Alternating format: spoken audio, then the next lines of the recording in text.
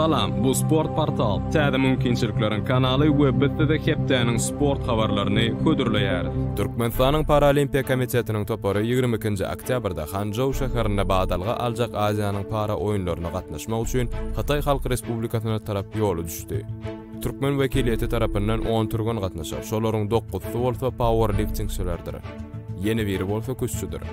Türkmen turgunlarynyň sanawy Sergey Miladze, Maýwedel Ekeýew, Mekan Agalikov, Roda Matyakubowa, Bayramelli Taparov, Maya Japarowa, İşquwat Şaryp, Laçyn Bayramowa, Öwedgeldi Orjiýew we Aýdawda Ataýew daglardan ibaret.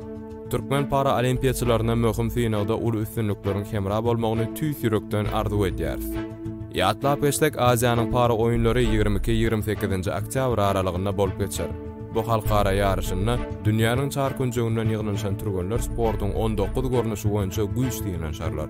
Türkmenistanyň kibersport klublary CS2 boýunça Merkezi Aziýanyň çempionatyna gatnaşmaga çagyrlar. Ýarışyň baýrak gadnasy 12.000 Amerikan dollara ýetýär. Ýarış üçin hasap alınşyk 16-28-nji oktýabr aralygynda bolar. Türkmen wekiliýeti 14-nji oktýabrda Bangkokda geçirilen Aziýa Boks Konfederasiýasynyň gurultoýyna gatnaşdy. Gurultoýda Aziýa Boks Konfederasiýasynyň geçen ýyllarky eden işleriniň netijeleri bu sportyň sebitde ösmeginiň geljegi we 2024-nji ýylda Parijde geçiriljek Olimpiýa oýunlaryna turgunlaryň taýýarlanmaga ara alyp basagatdaşyldy.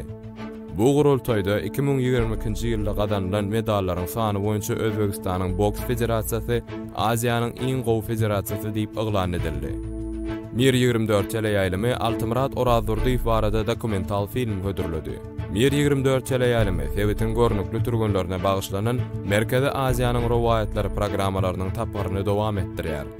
Bölümleriň birine köp altyn medal gazanan we sportyň bu görnüşine 2 dünýä rekorduny gazanan türkmen agyr atletikaçysy Altimrat Orazurdiýew hakda gurrun edildi.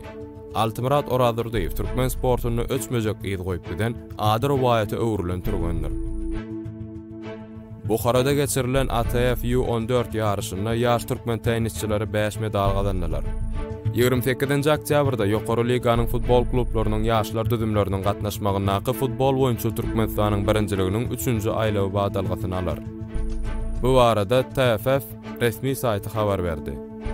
Türkmenistanly ýetginji küççüler Misirde geçýän dünýä çempionatyna gatnaşýarlar. 16-njy oktýabrda Şemel Şeyh şäherine badalan 8, 10 we 12 ýaşa çenli oglanjyklaryň we gyýjagatlaryň arasyndaky küç boýunça dünýä çempionaty dowam edýär.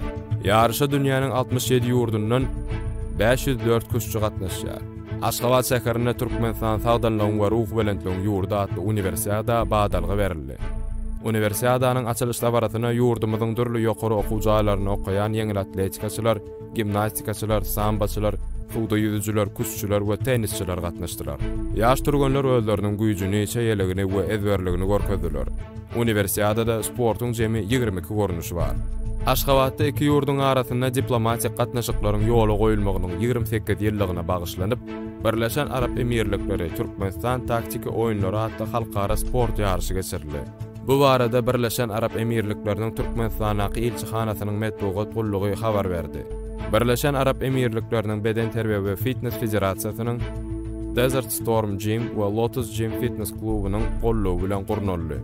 Şäheriniň maksady sport we sagdan durmuş ýörelgesi arkaly ýurtlaryň arasyndaky dostlukly gatnaşyklary berkitmekdi.